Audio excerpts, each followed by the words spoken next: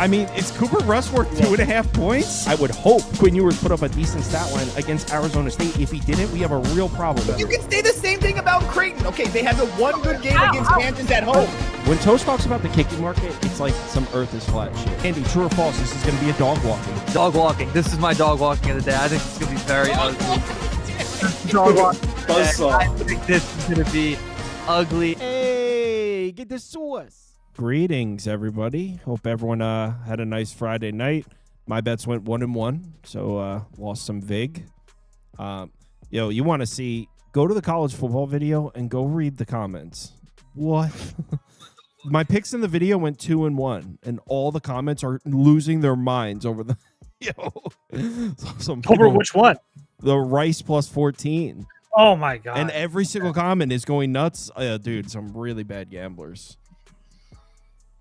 Well, I mean, it's not like your train of thought was like out of left field and everybody was like, you're crazy. I mean, I edited the clips with the shorts. I know that Duck agreed to a point. Yeah, no. It's not even that. It's just, it's crazy. Like, how many people just like, would they parlay them all together? What about the other two? All right. Spoon, what's up, man? Trevor, how are we doing tonight, guys? Trevor, Kyle's going to send you an invite right now. What? Trevor? He's in the comments. Oh, can you do that? Super producer? I figured. Only last time he was on, he was going on a rant about Ohtani, like going on stuff like I'm not trying to say on here. I think he's pissed off that you're wearing a Brewers hat. He's been asking me to wear a Brewers hat forever. Now he's pissed off that I'm wearing one? I don't know if he's pissed. He's like, Kyle knows we should have won. Yeah, I'm uploading a college football video in a little bit. But yeah, we're into Game 7. Spoon, did you have any bets in the game? System work? Did the Bucks win tomorrow now? I don't know if the hat fate system is still going on. He disappeared. I'll have to email. I can. You have his email? No, I got his IG. He's been because I think it was him because he didn't fade the hat one night or whatever. I don't remember. Sternberger says, can't wait to watch some Big Ten football tomorrow. You already alienated that audience, dude. We get it. You hate the Big Ten. Anybody that speaks ill of the SEC gets attacked by Jay Sternberger on Twitter. All right, Toast. It's Game 7. Looks like it's Ohtani versus Scherzer, according to Odds Logic. Give us the rundown. Well, I guess it's like you said, Ohtani. It's going to be Ohtani first, then Glasnow. I think you're going to see Ohtani for 3 or 4 innings, as long as I think that he's willing to go. They've already said that. Jesus, Trevor. They've already said that he's going to be starting the game. The reason that he's starting the game is if he comes out of relief or he comes out in relief, he can't use him as a bat. So he's going to start the game, and then we'll go from there. I mean, I don't think the Dodgers have anybody left. I bet the Dodgers kind of heavy today. I had them first 5 and full game, and I didn't see. I mean, I felt like I got kind of lucky, if I'm being dead honest with you guys.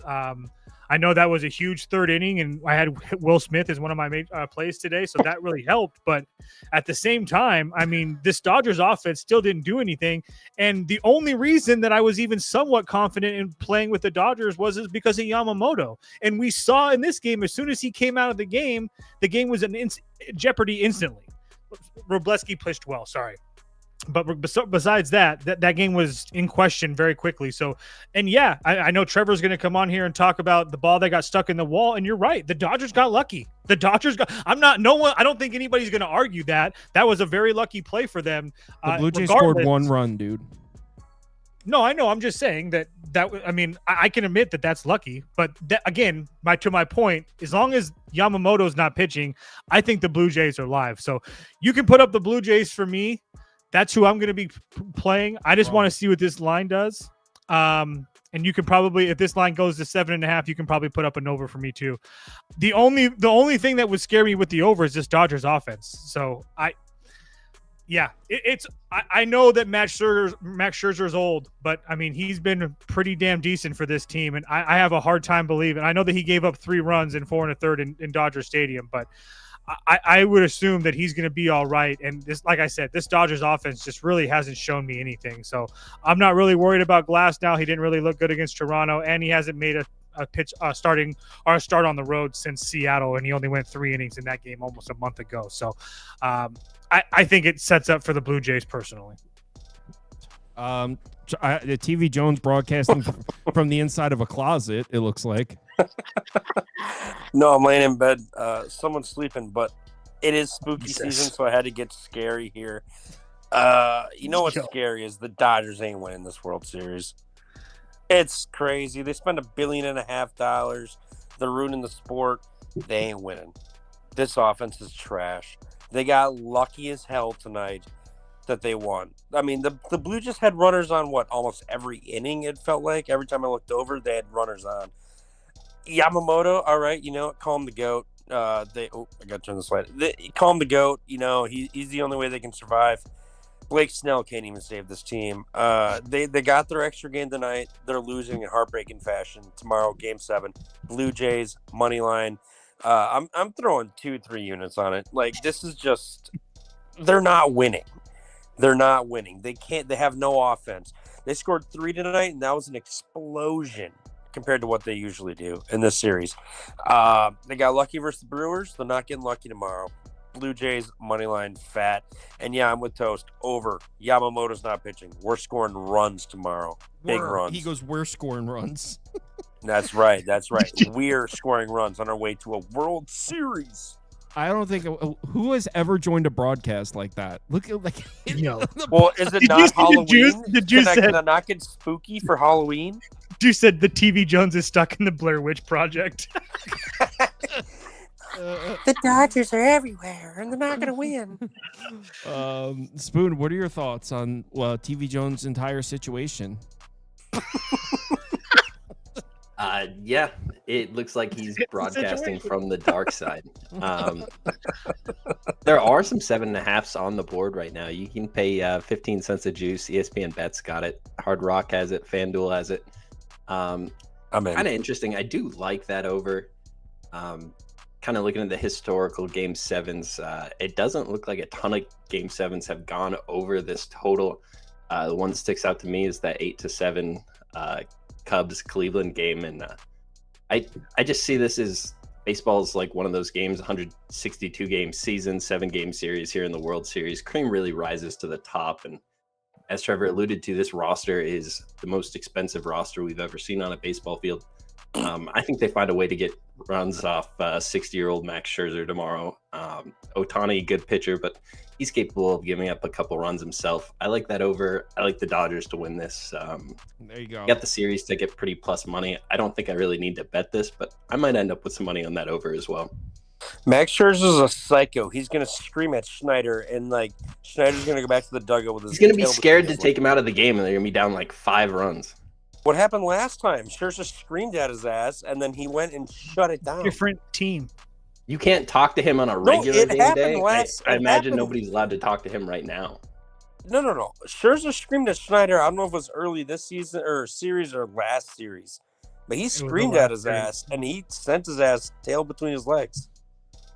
He's got headphones in, screaming at housekeeping in a Canadian hotel right now. It's just Blue Jays, guys. If you want to donate and try to be cool and go with the Hollywood crowd, yeah, be my guest. But that's an absolute donation. The play is Dodgers. Some teams have it and some teams don't. If I said Dodgers, Kyle was on Blue Jays. No, I would not be. I don't think I picked the Blue Jays once in this series. Some teams have it and some teams don't. The teams that had it this year are the Dodgers, the Cleveland Guardians, and the Mets. So when it comes down to a situation like this, you have to think a team. Hold on. The Guardians and the Mets?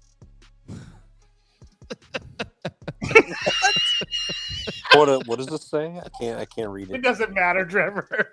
I'm gonna have to go on YouTube and screenshot it. Yeah, the Dodgers are the better lineup. Money always wins, man. No. I'm picking the Dodgers. Ernie Clement, Nathaniel Lukes, hit parlay, Will Smith over hit 1.5 hits, runs and RBIs. You guys know the drill. You guys see when your boy Ernie Clement got up with 2 men on and no out? You see that? Did you see him smoke that Well, double? you found the You see it, one at bat in this 7-game series that he didn't come through. That's true. Eugene Suarez would have had a sac fly there. No, he would have struck out. Suarez would have flown out to 305 left field in Seattle. All right, I'm bringing on the Grizz to talk about the Montana game. You guys, What everybody's been waiting for anyway. I don't Yeah. even know what we're doing. it's Grizz time. All right, good luck. Hey, Later, I got a bonus pick. I got a bonus pick. Arizona plus 3.5 Monday college basketball. You're welcome. Wow, is what's his name still there? I'm fading. Caleb Love? No, unfortunately, no No. Caleb Love magic this year. Oh man. I'm fading All right. Trevor. Talk Good to, night, guys. talk to you guys later. Later. Welcome to the Grizzly Den, where our Montana Grizzlies are still undefeated, moved up a notch to number 3 in the country. We are 8-0 after disposing of Sacramento State. Now, I understand this is that a lot of Grizz Nation from Sauce Network were unable to watch as our show wasn't shown the last 2 weeks on the Sauce Network. And it kind of miffed me. It didn't really miff me the first time, but the second time with all the stuff going on with the Sac State president that we'll get to in a minute, I was a little miffed. But then the brilliance of Kyle Kirms, a light bulb went out at 4 a.m. about exactly why he did not have us on. And it was the exact same reason as Sac State. So I could just hear Kyle because – see, Kyle is a big-time Grizz fan. False. Although he bleeds maroon and silver. And that explains a lot. Because he tries to troll, but he's just not good at it. He's great at all the stuff he does, but trolling is not his strong suit. Where he tries to say we're going to lose by double digits and says stuff like that. But he's like, dude, I could hear him in my mind. Just say, dude, you're going to be 17-point underdogs to North Dakota State. You beat them last time you played them. The last thing you need to do is put bulletin board material out there. And Kyle's right. I mean, it's brilliant because Kyle's show is growing. You know, people say tens of thousands. Well, Step on a Duck, who is on here once a week, has his great stuff going on himself. But think about it. He's on once a week, and boom, he was on ESPN. Step on a Duck said this, boom, boom, boom. Millions of people. So now this just shows that millions of people are watching the Sauce Network. So now we just don't want to have me, giving bulletin board material to North Dakota State. Kyle is just ahead of his time. Whether he's even thinking this, he's thinking this like right now, subliminally. He knows he bleeds maroon and silver and wants to get it. So maybe this week you guys will get to see the video. So what happened last week? Sacramento State, the president of Sac State called us panda bears and was saying such great stuff like it's going to be so sad that Grizz fans are losing at Sac State, which is just awesome. When we're playing a lesser light like Sac State, an average team, we need all the motivation we can get. I can come on here every day and say we need this game. These are huge games because we need the number 2 seed to get to January 5th where we're all going to meet in Nashville for the national title. So the motivation was there. And I kept saying it in the comments. We're only favored by 8.5, and it goes down to 7, goes down to 6, as low as 6 by kickoff. I was like, this isn't going to be one of those. Why? We're motivated. They gave us something to motivate us. They're calling us out. And then Bobby Houck is just saying, that guy's kind of a clown, isn't he? We'll see what happens Saturday. And boom, we did see what's happened. The turning point of the game was 21-21. We're punting with 1:20 to go. They fumbled the punt. We recover. We score. Then we go out and score again to start the second half. And it was Katie Bar to the door, 35-21. And then a key moment in the second half, where we have another guy named Money. We all know about Money Williams for the basketball team, but Money Morrison, who punts, kicks offs, and also kicks field goals for us, threw the best pass by a punter in college football history. He hit Hellgate's own Mr. Fink for a 28-yarder. We score on the next play with Mr. Electricity, number 6, when you're watching this week. And everything worked out. But the thing, Money Morrison, the punter, best pass ever. Yes, you heard me right. The guy who caught the ball, Hellgate High School in beautiful Missoula, Montana. They have 3 high schools. Hellgate is the best of the names. So we go out, and so now what people say are, look at the stats, and Kyle can go and look at the meaningless stats all he wants. He'll get caught in the stat track. They got so many yards, even so many yards passing for a team that can't pass, all in garbage time. We know that the Montana Grizzlies blew their doors in the second half and came away with the win, 49-35. All right, cool. We go undefeated. We're going to get a top 2 seed. That's what we need to know. Now we got to go to Weber State, where 90 of their closest friends and family and relatives are going to be there, along with about 1,000 Grizz fans, because we travel so well. Now, I know you guys always want like a pick and stuff. The pick is Grizz on the money line, January 5th. It'll be a big plus money score. Huge. What's a 17-point dog? Look that up and see how much you're going to win. But we're 26.5-point favorites against Weber State. Weber State, the UTSA transfer quarterback, ripped out his knee sliding a couple weeks ago. So they're down there. They're the worst passing team in the Big Sky. And the best running back just went down last week in their 23-20 loss to Eastern Washington. And anyone who saw that game is just cleaning up the blood from their eyes, because that game just made your eyes bleed.